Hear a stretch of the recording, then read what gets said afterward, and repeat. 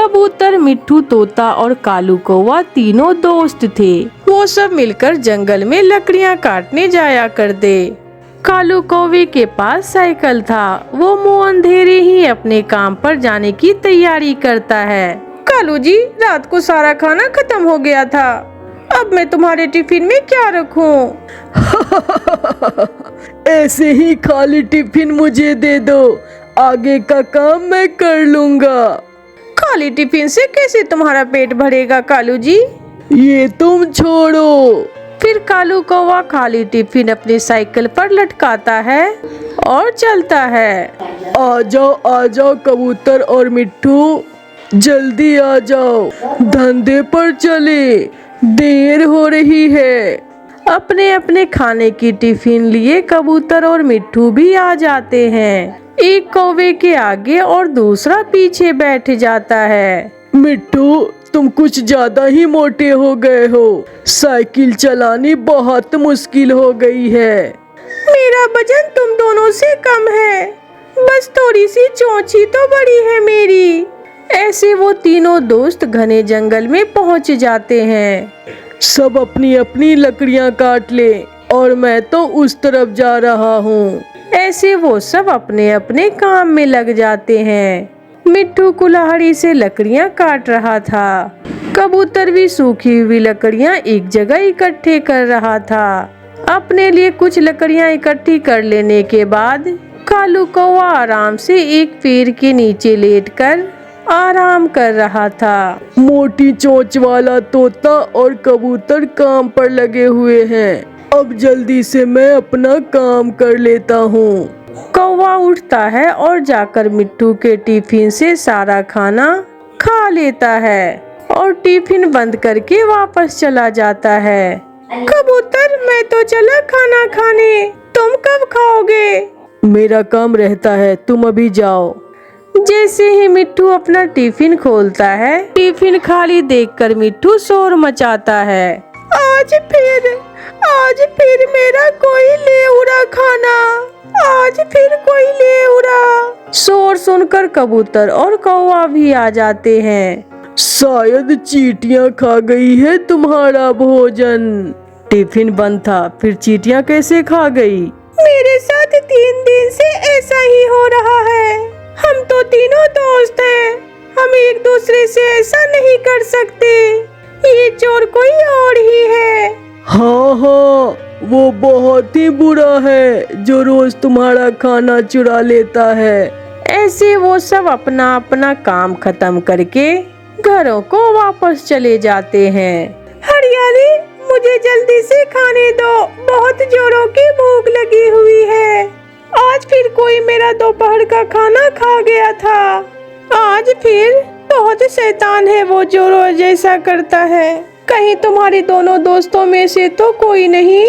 नहीं, नाम भी ना लेना। मेरे मित्र बहुत अच्छे हैं, वो सब मेरे साथ ऐसा नहीं कर सकते। तुम्हारे दोस्त तुम पर विश्वास करते हैं, मगर हर रोज उनका ही खाना चुरा कर खा लेते हो। वो मुझ पर विश्वास करते हैं और मैं विश्वास का फायदा लेता हूँ। दूसरे दिन जब मिट्ठू काम पर जाने लगता है तो हरियाली टिफिन देते हुए मिट्ठू से कहती है, आज अब टिफिन का ढक्कन नहीं खोलना, आज जो भी चोर होगा वो पकड़ा जाएगा। मगर कैसे हरियाली? आपको सब पता चल जाएगा। कौवा भी आ जाता है और वो तीनों दोस्त फिर से जंगल की तरफ जाते हैं। मैं तो आज बहुत दूर जाऊंगा और मैं नदी की तरफ जाकर लकड़ियां काटूंगा। मैं तो वो सामने वाला सूखा पेड़ ही काट लूंगा आज। ऐसे वो सब अपनी अपनी दिशा में चले जाते हैं। थोड़ी देर बाद कौवे को भूख लगती है। चल बे कालू, अपने दोस्त का टिफिन देख, आज क्या मिलता है खाने में। कौवा जल्दी से जाकर मिट्ठू के टिफिन का ढक्कन खोल देता है। अंदर से मधुमक्खियां निकलकर कौवे पर हमला कर देती है। बचाओ बचाओ, मैं मर गया, कोई मुझे बचा ले। शोर सुनकर कबूतर और मिट्ठू तोता भी आ जाते हैं। तो तुम हो, तुम हमारे दोस्त नहीं बल्कि दुश्मन हो। आज मेरी पत्नी ने अच्छी सजा दी है तुम्हें। मुझे बचा लो, प्लीज मुझे बचा लो। मगर मिट्ठू और कबूतर हंसे जा रहे थे।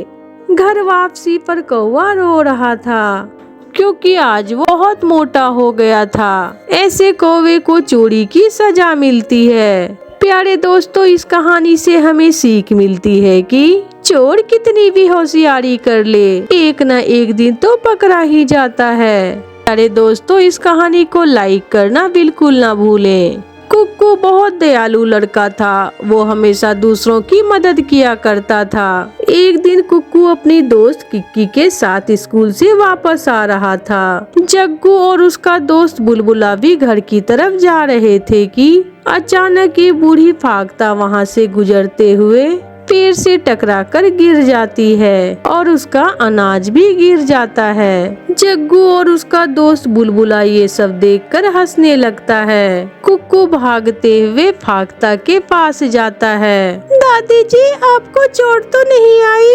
बेटा, मुझे कुछ नजर नहीं आ रहा है। कृपया करके मुझे मेरे घर तक छोड़ दो। किक्की, चलो जल्दी से सारा अनाज उठाओ। चले दादी जी। फिर वो दोनों दोस्त बूढ़ी फाख्ता को उसके घर तक छोड़ देते हैं और अपने अपने घर चले जाते हैं। कुक्कू बेटा, आज तुम इतना लेट क्यों आए हो? गुड़िया तो कब से घर आ चुकी है। वो परेशान हो रही थी। कुक्कू अपनी मम्मा को सारी बातें बताता है। चिड़िया अपने बेटे की बात सुनकर बहुत खुश होती है। शाबाश मेरे। मगर कुक्कू बूढ़ी फाख्ता के बारे में सोचकर परेशान था क्योंकि बूढ़ी फाख्ता घर में बिल्कुल अकेली थी। कुछ देर बाद कुक्कू भी सो जाता है। सुबह होते ही कुक्कू को दोबारा बूढ़ी फाख्ता का ख्याल आता है। मम्मा, क्या मैं स्कूल के बाद बूढ़ी फाख्ता दादी को देखने जा सकता हूँ? शायद वो अकेली ही रहती है। मुझे उनकी चिंता हो रही है। हाँ बेटा, जरूर तुम जा सकते हो और जाते हुए उनके लिए कुछ खाने के लिए भी ले जाना।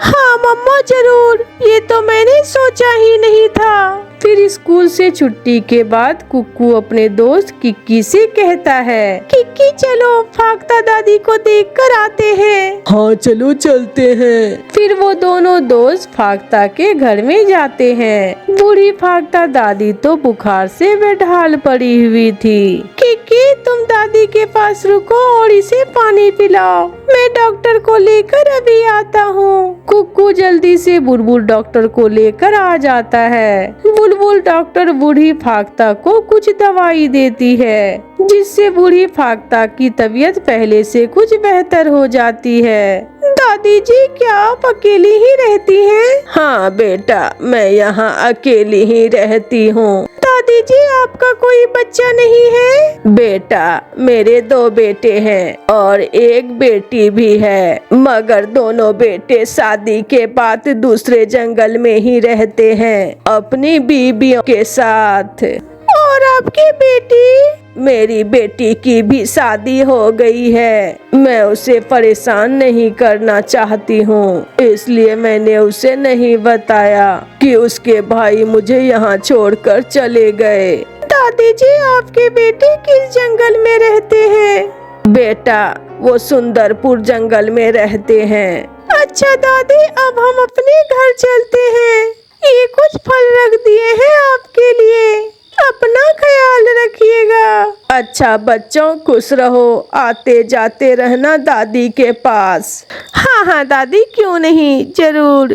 फिर दोनों दोस्त वहाँ से चले जाते हैं। रास्ते में किक्की कुक्कू से कहता है, यार कुक्कू, क्यों ना हम सुंदरपुर जंगल जाएं, दादी के बेटों को समझाएं। किक्की, वो हमारी बात नहीं समझेंगे। हम कल सुबह अपनी मम्मा को साथ लेकर जाएंगे। हाँ, ये ठीक रहेगा। चलो फिर बाय बाय, कल मिलते हैं। हाँ ठीक है दोस्त, बाय बाय।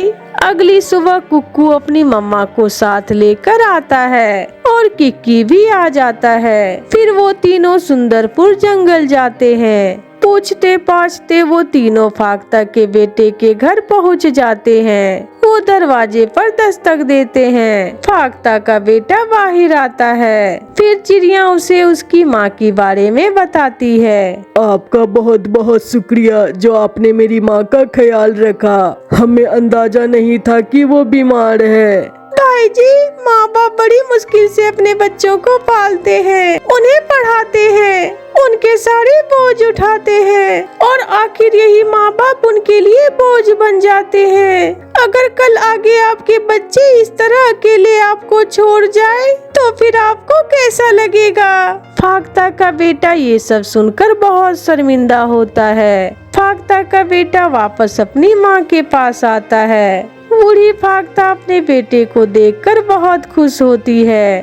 मम्मा, कितनी खुशी मिलती है ना दूसरे को खुशी देखकर। अब मैं सुकून की नींद सोऊंगा। मैं बहुत खुश हूँ आज, और मैं भी मेरे बच्चे। फिर वो मुस्कुराते हुए अपने घर चले जाते हैं। प्यारे दोस्तों, कहानी अच्छी लगी तो इस कहानी को लाइक, अपने दोस्तों के साथ शेयर और इस चैनल को सब्सक्राइब करना बिल्कुल ना भूले। आपका धन्यवाद।